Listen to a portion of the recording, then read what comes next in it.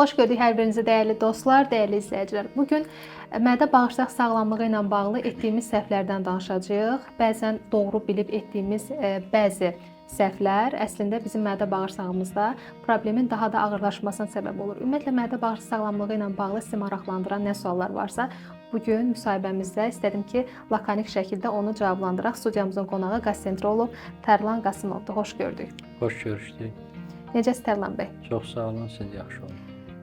Deməli, doktor, qastritin təbii müalicəsi varmı? Son dövrlər insanlar qastriti müalicə etmək üçün müxtəlif üsullardan istifadə edirlər. Məsələn, kartof suyu içməkdir, çoban yastığı çayı qəbul etməkdir. Ümumiyyətlə, bu cür təbii vasitələr, alternativ tip qastritin müalicəsinə necə təsir göstərir? Təbii ki, hər bir düzgün müalicə etioloji aparılmalıdır, yəni səbəbə qarşı. Həkim o vaxtı xəstədə şəfa görür, tam effekt əldə eləyir ki, xəstəliyin düzgün səbəbini tapsın və səbəbi aradan qaldırsın. Misal üçün, qastritin səbəbi Helicobacter pylori bakteriyasıdır. Buna təbii vasitə, kartof şirəsi olsun, çoban yastığı dəmləməsi olsun, təbii ki, bu mikrobu məhv eləyəsə deyil.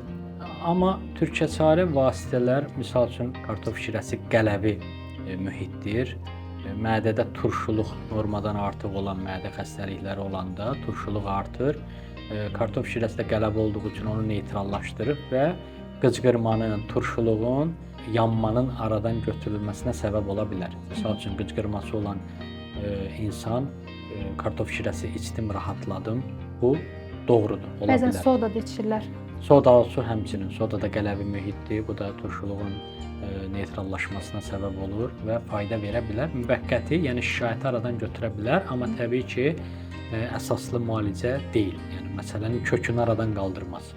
Adətən mədəsində xora, qastrit olan şəxslərə zon tutmaq tövsiyə olunur. Ümumiyyətlə, zon tutmaq adı gələndə çox insan qorxur ki, zon tutmaq necə uda bilərəm o zondur, necə baş verir ümumiyyətlə proses. Ümumiyyətlə, siz zon tutmağı kimə məsləhət görürsünüz və ümumiyyətlə zon tutmaq kimlərə olmaz? Hal-hazırda mədə-bağırsaq xəstəliklərinin diaqnostikasının qızıl standartı endoskopiya müayinəsidir. Yəni endoskopiya və kolonoskopiya müayinəsidir. Dispeptik şikayətlər davamlı baş verirsə, dispeptik şikayətlərə köp, ürək bulanma, mədə hissədə ağrılar, həzmsizlik, erkən doyma, qusma, mədə yanması, bu şikayətlər hamısı bir yerdə dispeptik şikayətlər adlanır. Davamlı dispeptik şikayəti olan insanın zon tutması məsləhət görülür. Dəmir çatışmazlıqlı qan azlığı olan insanın həm mədəsinin, həm bağırsağının endoskopiya olunması məsləhət görülür.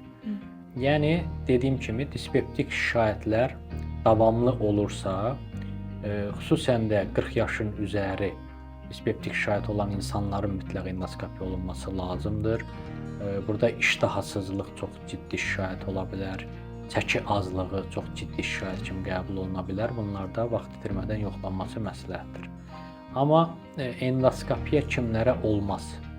Kimlərə mütləq əks göstərişdir. Bu, kəskin koronar sindrom, misal üçün miokard infarktı olan insana həmin kəskin dövrdə qəti zon tutmaq olmaz. Yəni, kəskin ürək və tənəffüs çatışmazlığı olan insanlara həmin vaxtı zon tutmaq olmaz. Bununla yanaşı beyin insultunun kəskin dönəmində zon tutmaq əks göstərişdir. Sonra qida borusunun flegmanoz ezofagiti, yəni irinləmiş ezofagiti zamanı zond bir riskli ola bilir. Qida borusunda daralma var, məsələn yanıq mənşəli daralma varsa, orada zond mədəyə keçə bilmir, keçməsi riskli ola bilir. Perforasiya, deşilmə varsa, bunlarda olmaz, amma 90% digər hallarda endoskopiya ən dəqiq diaqnostik üsul kimi günümüzdə geniş istifadə olunur. Doktor, tez-tez eşitdiyimiz xəbərlərdən biri də məhz dönərdən zəhərlənmədir. Çox maraqlıdır. İnsan nə zaman dönərdən zəhərlənə bilər? Bəzən olur ki, bir dönəri məsələn 5 nəfər yeyir, amma həmin dönərdən sadəcə bir nəfər zəhərlənir. Bu nə ilə bağlıdır? Demək, dönərdən zəhərlənmə mövzusu çox aktual bir mövzudur. Ən çox hansı səbəblərdən ola bilir? Burada istifadə olunan toyuq əti və mal ətinin keyfiyyətsizliyi səbəb ola bilər. Onun düzgün saxlanma qaydalarına, saxlanma müddətinə əməl olunub-olunmayıb ona bağlı ola bilir. Sonra bəzən bugün hazırlanmış dönəri növbəti gündə istifadəyə verirlər. Ən riskli bu ola bilər, bu zəhərlənməyə səbəb ola bilər. ətin yaxşı bişməməsi səbəb ola bilər. Onun içində olan sosların xarab olması səbəb ola bilər və sanitar gigiyenik qaydalara düzgün əməl olunub olunmayıbmı, bu da bir şərtdir. Qaldı ki, eyni dönəri yaxud dönər olmasın digər bir qidanı bir neçə nəfər yeyir, amma onun biri zəhərlənir. Bu nəyə bağlı ola bilər? Burada bir fərdi xüsusiyyətə bağlıdır. Hər bir insanın, daha doğrusu əksər insanların hansısa bir qidaya qarşı bir bədənində bir toksik allergik reaksiya vermə təsiri vardır. Həssas Məsəl üçün, olurlar. insan var ki, yarpaq dolmasını qəbul etdiyi zaman mədədə kəskin pриступ tutur. Amma digər insanlarda bu belə deyil. Yəni bunda ona qarşı bir həssaslıq vardır. Dönərdən bir dönəri bir neçə nəfər hamısı zəhərlənmirsə, bu ola bilər həmin o zəhərlənən şəxsin demək dönərin o çirklənmiş hissəsini qəbul edib. Yəni infeksiya ilə çirklənmiş hissəni qəbul edib. Ona bağlı ola bilər. Sonra burada bağırsaq mikroflorası da əhəmiyyət daşıyır. Bağırsaq mikrobiotası normal, sağlam olmayan şəxslər, disbakterioz olan insanlarda belə deyək, o balans tez pozula bilir və zəhərlənməyə biraz şərait yarada bilir.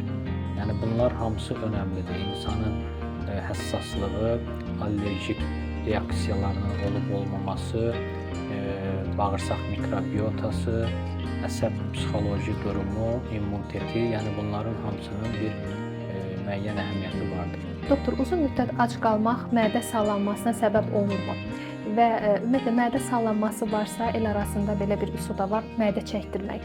Mədə çəkdirməklə bu problemi aradan qaldırmaq olurmu? Demək, uzun müddət ac qalmaq bu cürə mədə sallanması yarada bilər ki, insanda kəskin arıqlama yaranarsa, bu mədə sallanmasına səbəb ola bilər. Çünki qarının pi qatı mədəni öz vəziyyətində, yəni üfüqi vəziyyətində qalmasına şərait yaradır. Amma həddən artıq arıqlama baş verirsə, artıq qarında pi qatı minimal olur. Bu da mədəni üfüqi vəziyyətdə saxlaya bilmir, mədə şaquli vəziyyət alır və sallanmaya səbəb olur. Mədə sallanması ən çox qarın əzələlərinin, qarnın ön divarının zəifləməsinə, daxili orqanların bağlarının zəifləməsinə bağlı ola bilər. Türkçəçarə metod kimi qarına nəsə vasitə bağlayıb, şal bağlayırlar. Şal bağlayıb mədəni çəkmək, bu təbii ki, bunlar türkçəçarə metodlardır. Burada ən ağır durumda əməliyyat, cərrahın əməliyyatı ilə o bağların, əzələlərin bərpası, möhkəmləndirilməsi həyata keçirilə bilər. Çox ciddi durumda qastroktoz olarsa, amma mədə sallanması çox vaxt simptomatik ciddi şikayətlər vermir. Bu zaman sadəcə düzgün qidalanma, pəhriz, yüngül dəstək müalicə, bunlarla əksər insanda fayda görmək olur. Doktor, antibiotik qəbulundan sonra əksər insanda bağırsaqlarda pozulma baş verir, ishal, ümumiyyətlə həzm sisteminin pozulması halları olur. Ümumiyyətlə antibiotik qəbul edən şəxslər yanaşı olaraq hansı dərmanları içməlidir ki, bu problemi yaşamasın? Burada belə deyək, qayda nədir? Antibiotik başladığımız zamandan mikroflora elə insanda var pozula bilər, elə insanda var pozulmaya bilər.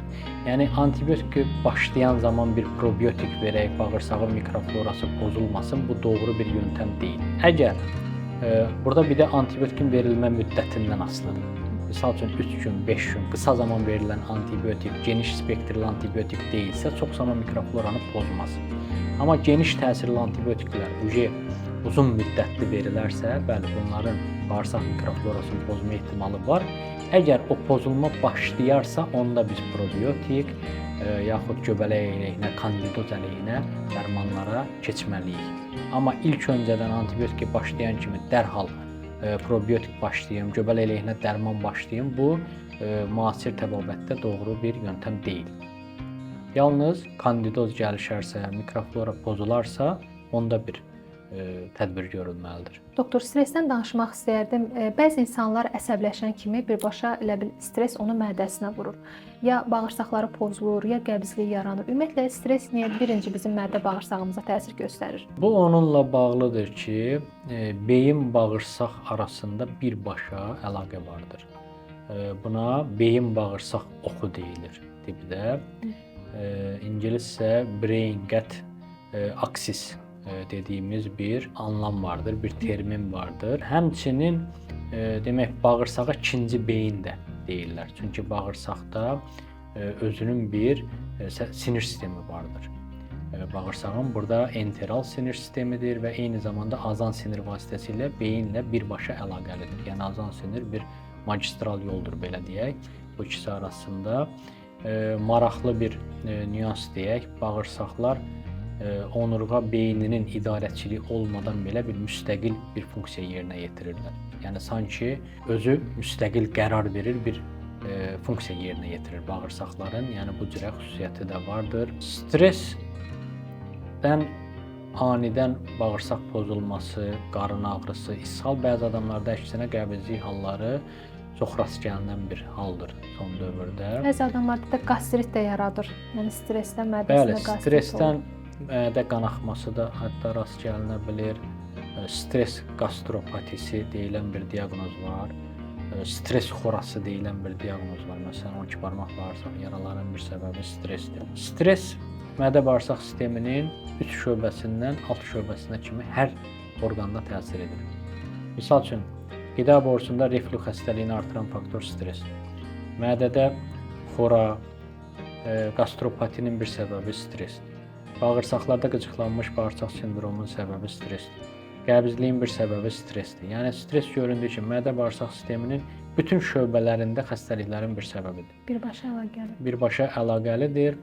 Orqanizmdə əksər xəstəliklərin bir səbəbidir, həmçinin mədə-bağırsaq xəstəliklərinin də xüsusi səbəbidir. Bağırsaq dediyimiz kimi çox mühüm bir orqandır. İnsanın əhval-ruhiyyə hormonu olan serotonin hormonunun 95% bağırsaqlardan sintez olunur. 5% baş beyindən və digər toxumalardan sintez olunur. Yəni bağırsaq həm immunitet orqanıdır, həm əhval-ruhiyyə hormonudur. Belə doğru dildə desək, bütün qida maddələri, minerallar, qida maddələri, dəmir, kalsium, B12, bütün bunlar hamısı bağırsaqdan qana sorulur. Qaraciyər yağlanmasının nəticədə sirrozun bir səbəbi bağırsağın belə deyək düzgün işləməməsi, disbakteriozu ola bilər. Ürək xəstəliklərinə dolayısıyla bir səbəb ola bilər. Yəni bağırsaq çox mühüm orqandır. Sinirlə zəngin bir orqan olduğuna görə də ikinci beyin kimi, həm də özü sərbəst funksiya yerinə yetirdiyinə görə ikinci beyin kimi hesab olunur. Doktor, bayaq qəbizlikdən danışdıq. Bəzi insanlar var ki, uzun müddət qəbizlik problemindən əziyyət çəkirlər. Hətta qidalanmalarına fikir versələr belə, lifli qidalar yesələr belə, bu qəbizlik problemi aradan qalxmır. Ümumiyyətlə uzun müddətli davam edən qəbizliyin kökündə hansı bir xəstəlik dayanır? Bəli, burada artıq xroniki qəbizlik dediyimiz halda burada mütləq ciddi araşdırma aparılmalıdır. Buna çox səbəblər ola bilər. Bağırsaqda olan hər hansı bir orqanik bir patoloji bir belə deyək, bir patologiya vardır. Misal üçün bağırsaqda yolu tutan bir törəmə var, bir polip var. Bağırsağın bir iltihabi xəstəliyi var, kolit var, yara var, xora var, iltihab var. Bunlar səbəb ola bilər. Sonra bağırsaq çıxışında bir spazm, bir anal çata bağlı spazm ola bilər ki, bu normal bağırsağın boşalmasının qarşısını ala bilər. Eyni zamanda üst həzm sisteminə bağlı səbəblər də ola bilər. Misal üçün hiperasit mədə xəstəlikləri özü qəbizliyin bir səbəbidir. Yəni insanlar qəbizliyin səbəbi kimi ancaq bağırsaqda axtarırlar, amma mədə turşuluğun artması ilə gedən mədə xəstəlikləri özü bir bağırsaq peristaltikasını ləngidib qəbizliyə səbəb ola bilir. Qaraciyərin yağlanması buna səbəb ola bilər. Hepatitlər buna səbəb ola bilər. Öd kisəsində olan bir öd daşı xəstəliyi səbəb ola bilər. Eyni zamanda endokrin xəstəliklərdə məsələn zob, hipotireoz vəziyyəti qəbizliyin bir səbəb ola bilər. Şəkər xəstəliyi qəbizliyin bir səbəb ola bilər. Nevroloji, psixoloji gərginlik, davamlı stress qəbizliyin bir səbəb ola bilər. Bir də demək alimentar səbəb var, yəni düzgün qidalanmama səbəbi. İnsan pastiyanı quru yeməklər yeyir, çox kalorili yeyir, çox yağlı yeyir, çox şirniyyat yeyir, çətin həzmə gedən qidalar yeyir. Bu alimentar səbəbdir. Bu da qəbizliyə səbəb olar. Suyu az içmək, həmçinin fiziki aktivliyin aşağı olması, passiv olmaq yol daşıyır. Eyni zamanda dərman mənşəli qəbizlik də var. Misal üçün bəzi antidepressantlar qəbizliyə səbəb ola bilər. Yəni bunlar hamısı ətraflı araşdırılmalıdır və ortaya çıxarılmalıdır. Müsahibəmizdə sizi maraqlandıran suallar oldusa, yaxud da ki, təqdim elədiyimiz suallardan hansısa biri sizə aiddirsə, siz də yəni həmin problemlərdən əziyyət çəkirsinizsə, doktora müraciət edə bilərsiniz. Əlaqə nömrəsi videonun açıqlama hissəsində və videonun üzərində qeyd olunub. Məncə maraqlı bir müsahibə oldu. İnsanları mədə-bağırsaqla bağlı maraqlandıran biz 7 suala bugün müsahibəmizdə cavab tapdıq və ən maraqlı çalışdım ki, sualları doktora verim. Çünki bu suallar internetdə də ən çox axtarılan suallar arasında idi. Növbəti dəfə daha fərqli bir mövzulara toxunarıq. Əgər sizi maraqlandıran suallar olarsa, şərh bölümünə yazın. Növbəti dəfə həmin sualları doktora ünvanlayaram. Belə İnşallah. doktor. Təşəkkür edirəm. Çox sağ olun müsahibəyə görə. Biz təşəkkür edirik. Siz sağ olun.